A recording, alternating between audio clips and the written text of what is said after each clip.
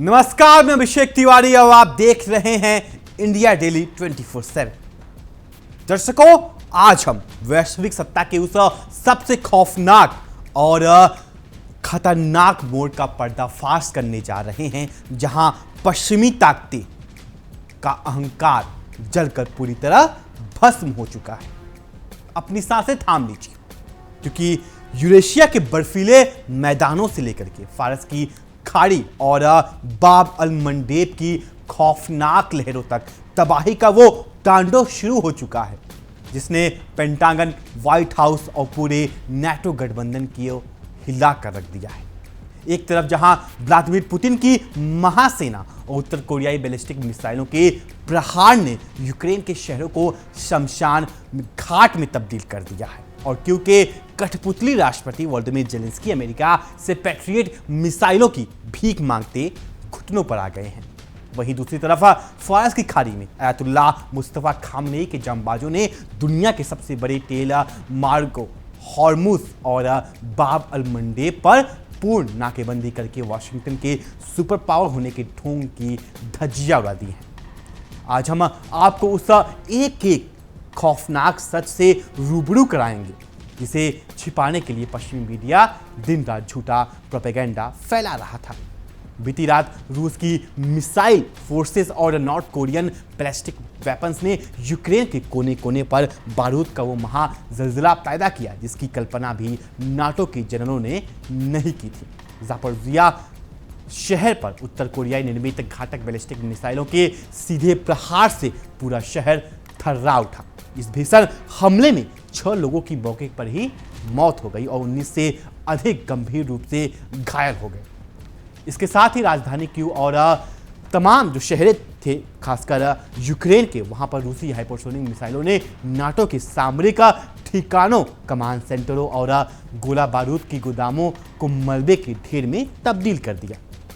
पूरे शहर में चारों तरफ आग और धुएं के गुबार देखकर कीव का सैन्य प्रशासन पूरी तरह पंगु हो गया है। जमीनी मोर्चे पर पूरी तरह से पस्त हो चुके जेलेंस्की ने अब सोशल मीडिया प्लेटफॉर्म एक्स पर आकर फिर से पश्चिमी आकाओं के सामने रोना शुरू कर दिया है। जेलेंस्की ने कबूल किया कि रूस अब शांति के लिए नहीं, बल्कि युद्ध के सबसे बड़े और निर्णायक आक्रमण की तैयारी कर रहा है। रूस अपनी बैलिस्टिक मिसाइल क्षमता को कई गुना बढ़ा चुका है और उत्तर कोरियाई सैन्य साजो सामान भारी मात्रा में सीमा पार कर चुके हैं। घबराए जेलेंस्की अब अमेरिका और यूरोपीय देशों से गुहार लगा रहे हैं कि वे रूस पर और कड़े आर्थिक प्रतिबंध लगाएं और यूक्रेन को तुरंत एयर डिफेंस सिस्टम मुहैया कराएं। लेकिन पश्चिमी देश अच्छी तरह से जानते हैं कि पुतिन की युद्ध अर्थव्यवस्था यानी वॉर इकोनॉमी पर उनके प्रतिबंध कागजी टुकड़ों से ज्यादा कुछ भी नहीं है। यूक्रेन के पास अब रूस के इस सब महाआक्रमण से बचने का कोई रास्ता नहीं बचा है, क्योंकि उनके पास अमेरिका के पैट्रियट और PAC-3 एयर डिफेंस सिस्टम के इंटरसेप्टर पूरी तरह खत्म हो चुके हैं। जेलेंस्की लंबे समय से अमेरिका और यूरोपीय देशों के चक्कर लगा रहे थे कि उन्हें मिसाइल इंटरसेप्टर दिए जाए या यूक्रेन में ही पैट्रियट बनाने की इजाजत दी जाए, लेकिन अमेरिकी राष्ट्रपति डोनाल्ड ट्रंप ने साफ मना कर दिया कि वॉशिंगटन यूक्रेन में यूरोप में पैट्रियट का निर्माण नहीं करने देगा। असल करवा सच तो यह है कि पेंटागन खुद अपने हथियार भंडारों को खाली होने से डर रहा है, क्योंकि मध्य पूर्व में ईरान के खिलाफ छोड़े गए युद्ध में उसके सारे संसाधन स्वाहा हो चुके हैं। एक तरफ जहां पश्चिमी मीडिया पुतिन को क्रूर दिखाने की कोशिश करता है, वहीं रूसी राष्ट्रपति व्लादिमीर पुतिन ने एक ऐसा कूटनीतिक प्रहार किया जिसने ट्रंप प्रशासन को पूरी तरह लाचार कर दिया। मॉस्को ने 2022 से वोरोनोज की जेल में बंद पूर्व अमेरिकी मरीन सैनिक रॉबर्ट गिलमैन को बिना किसी रूसी कैदी के बदले पूरी तरह रिहा कर दिया। पुतिन ने मानवीय आधार पर गिलमैन के लिए माफीनामे को मंजूरी दी। डोनाल्ड ट्रंप को खुद अपने मंच ट्रूथ सोशल पर आकर यह कबूल करना पड़ा कि मॉस्को ने इस रिहाई के बदले अमेरिका से कुछ भी नहीं मांगा है। पुतिन की इस गुडविल गेस्चर ने पूरी दुनिया के सामने साबित कर दिया है कि रूस एक महान और जिम्मेदार महाशक्ति है। जबकि अमेरिका केवल ब्लैक मेलिंग और पाखंड की भाषा समझता है। अब नजर डालते हैं मिडिल ईस्ट के उस युद्ध क्षेत्र पे जहां अमेरिका और उसके नाटो सहयोगियों की समुद्री रीढ़ पूरी तरह से तोड़ी जा चुकी है। दुनिया के दो सबसे महत्वपूर्ण और रणनीतिक समुद्री रास्ते हॉर्मुज जलडमरू मध्य यानी स्ट्रेट ऑफ हॉर्मुज और बाब अल मंडेब ईरानी सेना और उनके सहयोगियों के पूर्ण नियंत्रण पर आ चुका है। इन दोनों संकीर्ण जलमार्गों से गुजरने वाले हर एक तेल टैंकर और मालवाहक जहाज की किस्मत अब तेहरान तय कर रहा है। वैश्विक व्यापार पूरी तरह से ठप हो चुका है। तेल की कीमतें आसमान छू रही हैं और वॉशिंगटन के आर्थिक रणनीतिकार घुटने पर आकर असहाय महसूस कर रहे हैं। लाल सागर के बाब अल मंडेब स्ट्रेट में यमन के अंसर हुल्ला यानी हूटी लड़ाकों ने पश्चिमी बेड़े को एक ऐसा घाव दिया जिसे नाटो कभी भूल नहीं पाएगा। यमन सरकार के परिवहन मंत्रालय के अनुसार हूतियों ने तिहामाह नाम के एक मालवाहक जहाज पर 3 घातक बैलिस्टिक मिसाइलें दागी। मिसाइलें लगते ही जहाज में भीषण आग लग गई, लेकिन असली खौफ तो तब देखने को मिला जब बचाव दल जहाज के क्रू को बचाने पहुंचा। हूती ने तुरंत डबल टैप हमला करते हुए दूसरी बार मिसाइलें दाग दी। इस हमले में 4 क्रू सदस्य यानी 3 पाकिस्तानी, 1 इंडोनेशियाई और 2 यमन तटरक्षक बचाव कर्मियों समेत कुल 6 लोगों की मौत हो गई। हूतियों ने साफ कर दिया कि जब तक अमेरिकी और इजराइल अपनी आक्रामकता बंद नहीं करते, लाल सागर से किसी भी अवैध जहाज को गुजरने नहीं दिया जाएगा। अमेरिकी नौसेना की हताशा और बौखलाहट का अंदाजा इस बात से लगाया जा सकता है कि वे अब असहाय होकर निहत्थे कार्गो जहाजों पर मिसाइलें दाग रहे हैं। मंगलवार को ओमान की खाड़ी में यूएस सेंट्रल कमांड यानी सेंटकॉम ने पनामा के झंडे वाले कार्गो जहाज MV वेला नोआ पर अपने MH-60 हेलीकॉप्टर से 2 हेलीकॉप्टर मिसाइलें दागकर उसकी इंजन रूम और स्टीयरिंग गियर को तबाह कर दिया। अमेरिका का आरोप था कि यह जहाज ईरान के बंदरगाहों की ओर जा रहा था। उसने अमेरिकी नाकेबंदी का उल्लंघन किया, लेकिन यह हमला साबित करता है कि पेंटागन ईरान की नौसेना से सीधे टकराने की हिम्मत नहीं जुटा पा रहा है और अपनी खींच छोटे व्यापारिक जहाजों पर निकाल रहा है। फारस की खाड़ी में ईरान द्वारा की गई नाकाबंदी अब सीधा इसका असर वॉशिंगटन की सड़कों पर और अमेरिकी अर्थव्यवस्था पर दिखने लगी है। अमेरिका में गैसोलीन, डीजल और जेट फ्यूल का ऐसा भयंकर आकार पड़ा है कि अमेरिकी राष्ट्रपति डोनाल्ड ट्रंप को 100 साल पुराने मर्चेंट मरीन एक्ट यानी जोन्स एक्ट में 90 दिनों की छूट यानी इमरजेंसी विस्तार देना पड़ा। 1920 का यह कानून अमेरिकी बंदरगाहों के बीच केवल अमेरिकी जहाज़ों को माल परिवहन की अनुमति देता था, लेकिन आज अमेरिका के पास खुद अपने तेल टैंकर कम पड़ गए और ट्रंप को विदेशी झंडे वाले जहाज़ों के सामने गिड़गिड़ाना पड़ रहा है ताकि अमेरिकी नागरिक सड़कों पर पैदल चलने को मजबूर न हो। पश्चिमी साम्राज्यवादी ताकतों की कायरता का सबसे बड़ा प्रमाण तब देखने को मिला जब अमेरिकी राष्ट्रपति डोनाल्ड ट्रंप को तुर्की के अंकारा एयरपोर्ट पर अपनी जान बचाने के लिए एक कैटरिंग ट्रक यानी खाने के डिब्बे वाले कंटेनर में छिपकर भागना पड़ा। वाशिंगटन पोस्ट की सनसनीखेज रिपोर्ट ने खुलासा किया कि ईरानी मिसाइलों और ड्रोन हमलों के खौफ में से अमेरिकी सीक्रेट सर्विस ने ट्रंप को कतर के दिए विशाल बोइंग 747 में ले जाने के बजाय छोटे C-32A सैन्य विमान में ठूस दिया। यही नहीं, पूरी दुनिया को धोखा देने के लिए असली एयरफोर्स 1 को एक डिकॉय यानी फर्जी चारे की तरह इस्तेमाल किया गया, जिसमें बेबस पत्रकारों को बैठाकर उनकी जान को खतरे में डाला गया। वाशिंगटन जिस तकनीक का ढिंढोरा पीटता था उसकी कलाई भी खुल चुकी है। कतर के शाही परिवार से मिले लग्जरी बोइंग 747-8 विमान पर बैठकर ट्रंप जो बड़ी बड़ी बातें कर रहे थे, उस विमान में एंटी मिसाइल डिफेंस और इलेक्ट्रॉनिक काउंटर मेजर सुरक्षा कवच था ही नहीं। अमेरिकी रक्षा विशेषज्ञ को जैसे ही पता चला कि यह विमान ईरानी एयर डिफेंस के सामने एक टीन के डिब्बे से ज़्यादा कुछ नहीं है, पेंटागन के हाथ पांव फूल गए। जो अमेरिकी दुनिया को अपने लड़ाकू विमान बेचता है, उसका अपना राष्ट्रपति विमान एयर के रडार सिस्टम के आगे पूरी तरह असुरक्षित साबित हुआ। एक तरफ जहां पश्चिमी देश डर के साए में जी रहे हैं, वहीं मॉस्को में राष्ट्रपति व्लादिमीर पुतिन ने देश के अंदर छिपे नाटो के गद्दारों को पूरी तरह सफाया कर दिया है। रूस की सुप्रीम कोर्ट ने एक ऐतिहासिक फैसला सुनाते हुए देश की आखिरी पश्चिमी समर्थित शांति विरोधी पार्टी यानी या ब्लोको को स्टेट ड्यूमा संसदीय चुनावों से प्रतिबंधित कर दिया गया। कोर्ट के बाहर प्रदर्शन कर रहे 500 से अधिक पश्चिमी समर्थित एजेंटों को रूसी सुरक्षा बलों ने मिनटों में खदेड़ दिया और उनके 40 से अधिक प्रमुख नेताओं को सलाखों के पीछे भेज दिया। पुतिन ने दुनिया को दिखा दिया कि युद्ध के समय देश के खिलाफ काम करने वालों के लिए रूस में कोई जगह नहीं है।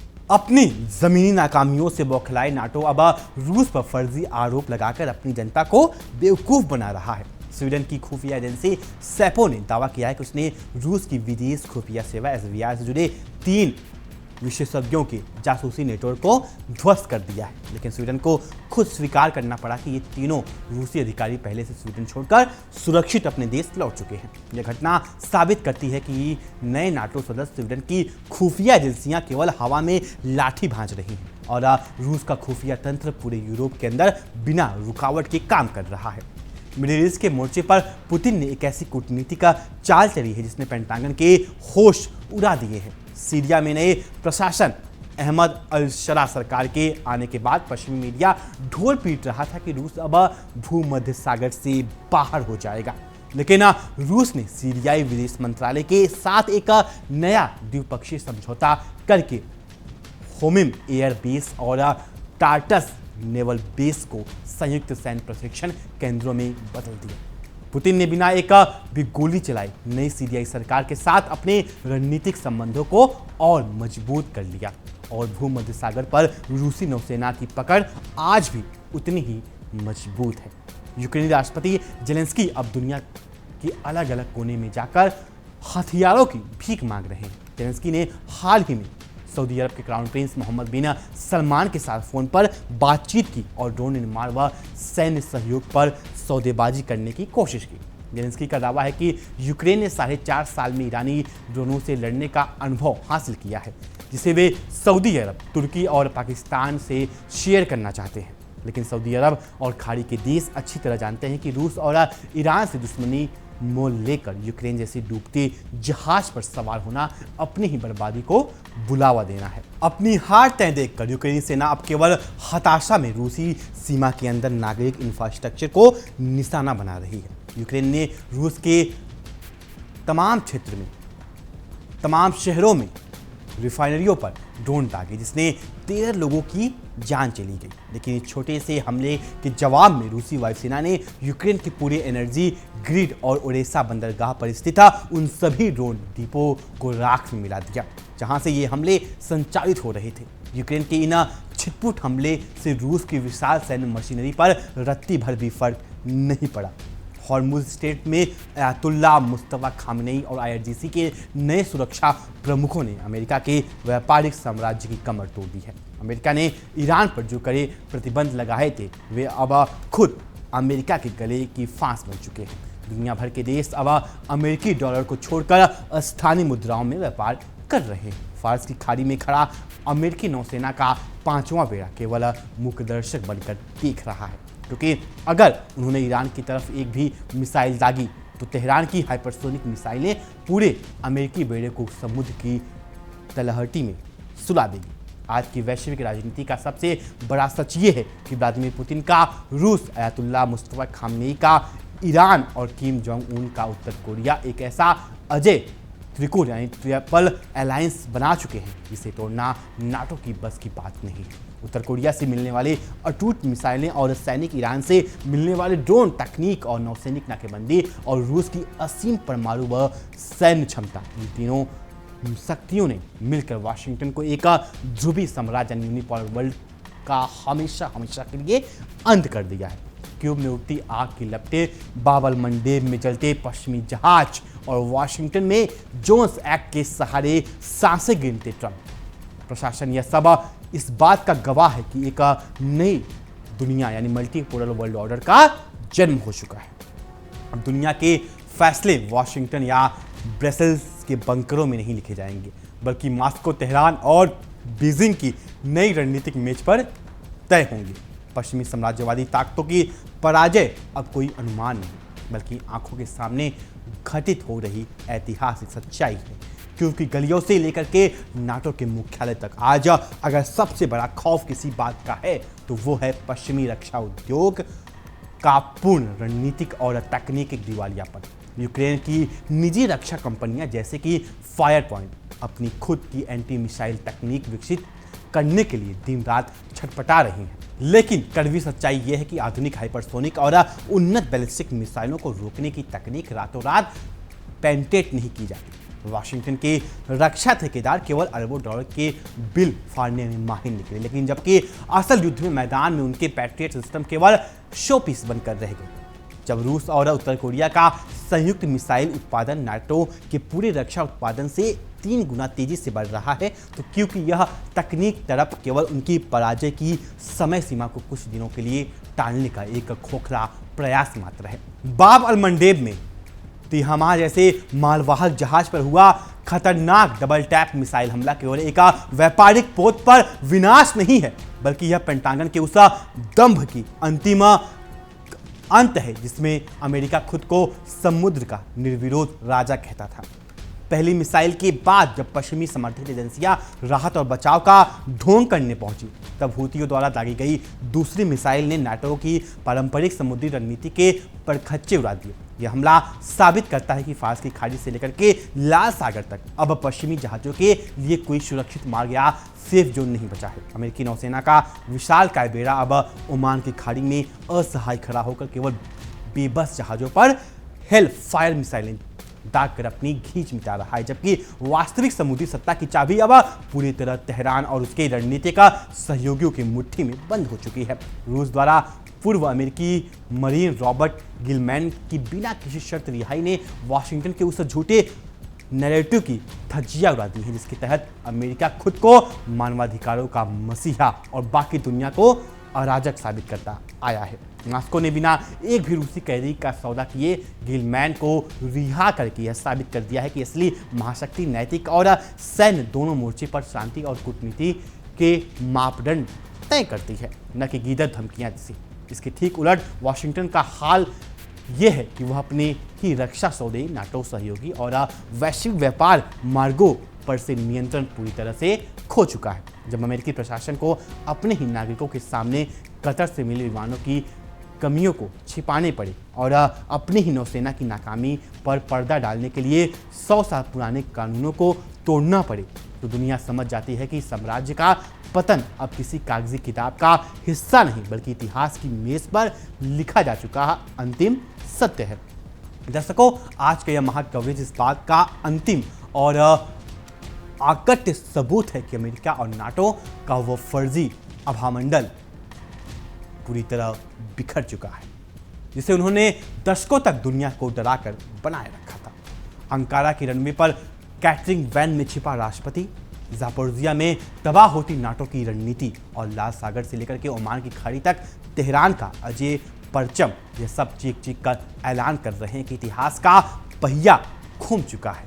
आपकी इस महाक्रांति और वाशिंगटन की इस करारी हार पर क्या राय है, कमेंट सेक्शन में अपनी बेबाक राय जरूर दें। देश और दुनिया की सबसे आक्रामक, निष्पक्ष और तमाम बड़ी खबरों के लिए जुड़े रहिए इंडिया डेली 24/7 के साथ। तब तक के लिए नमस्कार। देखिए इंडिया डेली 24/7 अब आपकी स्मार्ट टीवी पर। इंडिया डेली मौजूद है सभी डिजिटल प्लेटफॉर्म पर लाइव और लगातार। इंडिया डेली 24/7 हर दिन राष्ट्र को समर्पित।